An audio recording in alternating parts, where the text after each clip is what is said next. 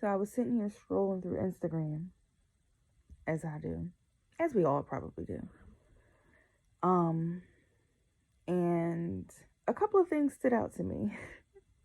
There's this video going around. I don't know if y'all seen it or not.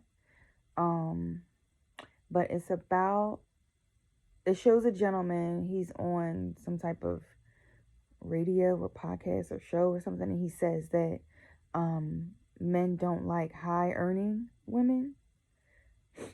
And needless to say, it's just very offensive. Whether you are a high earning woman, you're aspiring to be a high earning woman, or you're not a high earning woman, it's offensive and belittling. And if you don't know any better as a woman, it might make you think that you shouldn't aspire to be a high earning woman. And then there was another post that said, do you think your financial accomplishments turn men on? Do you really think your financial accomplishments turn men on? And I mean, it's something to laugh at. Like, it's all funny and entertainment to me. I think the problem comes in for, again, people who might not know any better, men and women, boys and girls. Everything is so accessible on the internet, and I think that people are not mindful of the messages that they put out.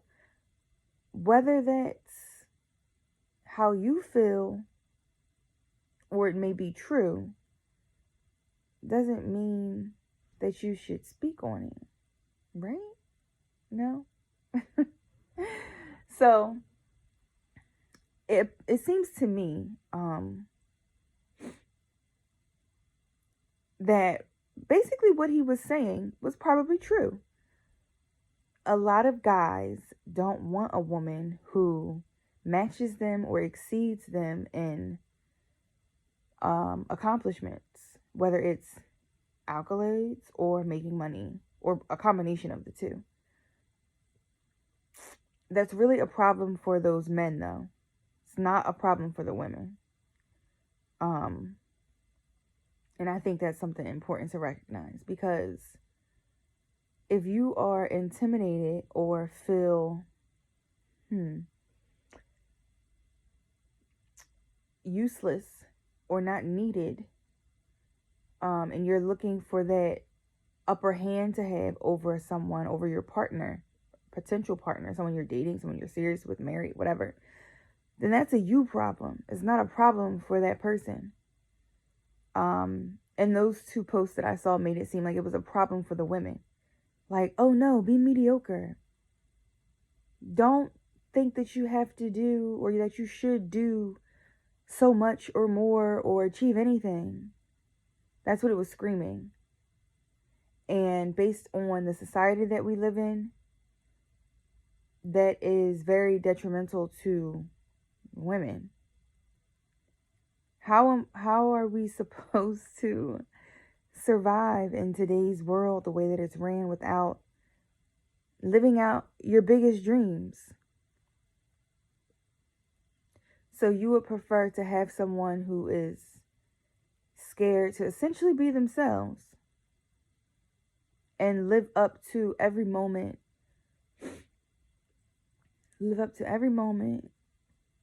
that they are supposed to have, basically, in life. Like, I don't understand. And it's unrealistic. And it shouldn't be acceptable. And whoever supports that or thinks that and believes that, you gotta seek help. Hell, King. Because that's not fair. And the minute you're with a woman and you meet her and she may not have, let's say she doesn't have anything, just out of circumstance, happenstance, whatever. And then, you want to uplift her, but not too much. That means that you really don't care for her and that you really don't love her, and you're not, that any relationship that you have, if you are a partner who believes that, it's not going to be extremely successful, or as successful that it could be, or it's not going to last that long. Because, in my opinion, successful relationships work best when they have the component. This is not everything. When they have that component, when the man gives the woman permission to be herself, when he supports her in her endeavors, and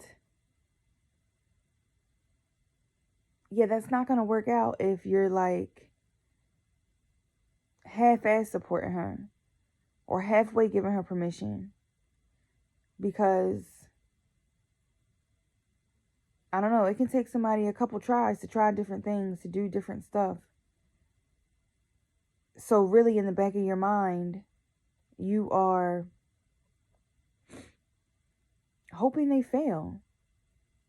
Or not even hoping they fail, even, you don't have to take it to that extreme, but just hoping they don't do too well. Which is the same thing, kind of, sort of, but that's crazy. I can't even...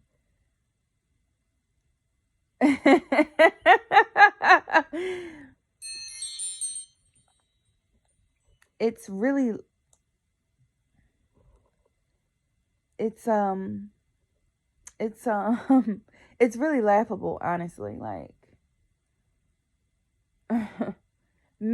most men, I'm not saying all men, most men, ladies, you have to be careful. Essentially, this is what I want to close with. You have to be careful, because you have to make sure that you pick a partner that loves every part of you, and that supports everything that's in your mind and that's in your heart wholeheartedly, as if it was their own. Because, when you join with someone, whether you like it or not, your morals and values align. And one of you is going to supersede the other if they're not the same. And it's very hard to, let's say you meet someone and they think like that. It's very hard for you to supersede them. Like, unfortunately, in those dynamics, the negative is always going to come over the positive, if that makes sense. Especially if you don't catch it early on. So just be mindful. Dating and meeting men and being friends with men and being in close partnership, it can be scary. And that's one of those things that's scary. Like, you don't want me to succeed? Ew.